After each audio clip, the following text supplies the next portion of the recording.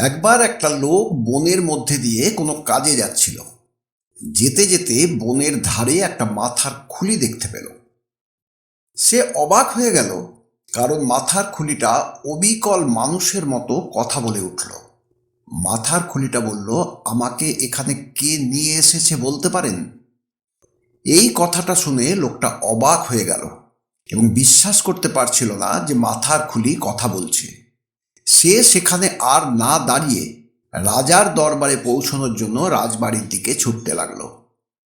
হাঁপাতে হাঁপাতে রাজদরবারে পৌঁছে সে মন্ত্রী অমাত্যদের সামনে রাজাকে বলল, মহারাজ, আজ আমি একটা অলৌকিক ঘটনা দেখেছি। রাজা জানতে চাইলেন কি অলৌকিক ঘটনা সে দেখেছে। লোকটা বলল, আজ সকালে আমাদের গ্রামের একটা বনের ভেতর দিয়ে হেঁটে হেঁটে যখন যাচ্ছিলাম, তখন একটা মাথার খুলি দেখতে পেলাম, যেটা কথা বলছে।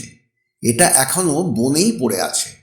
রাজা লোকটার কথা বিশ্বাস করতে না পারলেও তিনিও কথা বলা মাথার খুলির বিষয়ে কৌতূহলী হয়ে পড়েছিলেন। রাজা তার রাজদরবারের সমস্ত মন্ত্রী, অমাত্য এবং সৈন্য নিয়ে লোকটাকে অনুসরণ করতে করতে বনের দিকে এগোতে লাগলেন। বনের ভেতরে মাথার খুলিটার কাছে পৌঁছে লোকটা মাথার খুলির কাছে গিয়ে প্রশ্ন করল, আপনাকে এখানে কে নিয়ে এসেছে বলতে পারেন? কিন্তু মাথার খুলি থেকে কোনো আওয়াজ বেরোলো না। লোকটা পাগলের মতো বারবার একই কথা জিজ্ঞাসা করলেও মাথার খুলিটা নীরব রইল। রাজা বললেন, আমি আগেই জানতাম এটা অসম্ভব। মাথার খুলি এভাবে কথা বলতে পারে না। তুমি মিথ্যেবাদী। তুমি আমাদের সবাইকে ধাপ্পা দিয়েছ। তুমি আমাদের সময় নষ্ট করেছ। কিন্তু তোমার রসিকতাটা পরিমাণে খুব বেশি হয়ে গেছে। তুমি এরকম একটা কাজ করার জন্য তোমাকে শাস্তি পেতে হবে। রাজা তার প্রহরীকে নির্দেশ দিলেন এই মুহূর্তে তার মাথা কেটে ফেলে বনের ধারে মাথার খুলির কাছে ফেলে রাখতে, যাতে পিঁপড়ে পোকা মাকড়রা খেয়ে ফেলে। রাজার সৈন্যরা যখন লোকটির মাথা কাটতে যাবে, ঠিক সেই মুহূর্তে বনের ধারে পড়ে থাকা মাথার খুলিটা হেসে লোকটাকে জিজ্ঞাসা করল, আপনাকে এখানে এখন কে নিয়ে এসেছে? লোকটা বলল, আমার মুখের কথা এখন আমাকে এখানে নিয়ে এসেছে। ছোট্ট গল্প, মজার গল্প। গল্পটা এখানেই শেষ। আমরা যদি আমাদের জীবনে দেখি, তাহলে আমাদের অভিজ্ঞতায় বুঝতে পারবো মানুষের মুখের কথা মানুষকে বিভিন্ন ধরনের সমস্যায় ফেলে দেয়। চুপ করে থাকার সুবিধা অনেক, এবং বেশি কথা বলার অনেক অসুবিধে।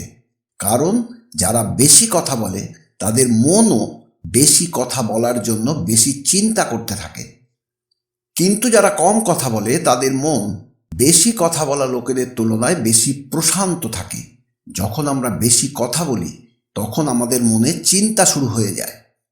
অন্যদিকে আমরা কম কথা বললে আমাদের মনে কম চিন্তা ভাবনা আসতে শুরু করে। মন এবং কথার মধ্যে সরাসরি সম্পর্ক রয়েছে। তাই সাধু সন্ন্যাসীরা নীরবতা পালনের জন্য এত জোর দেন। যখন আমাদের মন নিরন্তর বক বক করে অবিরাম ভাবতে থাকে, তখন মনের ভেতর সুখের ফুল ফুটতে দেয় না। যেটা আমাদের মন যখন নীরব থাকে, তখন আমরা দেখতে পাই, ভিতরে নীরবতা শুনতে পাই। আমরা যদি আমাদের মনের নীরবতা শুনতে চাই, যদি আমরা মনে আনন্দ অনুভব করতে চাই, মনে সুখ পেতে চাই, তাহলে সব সময় কম কথা বলা অভ্যাস করা উচিত।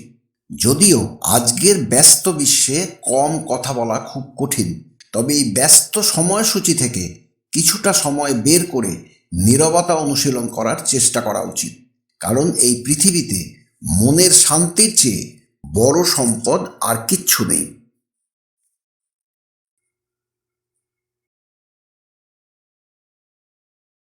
এখানেই শেষ আজকের গল্প। গল্পটা ভালো লাগলে সাবস্ক্রাইব ও শেয়ার করুন। পরের ভিডিও পেতে বেল আইকনে ক্লিক করুন। ভালো থাকুন, সুস্থ থাকুন। নমস্কার।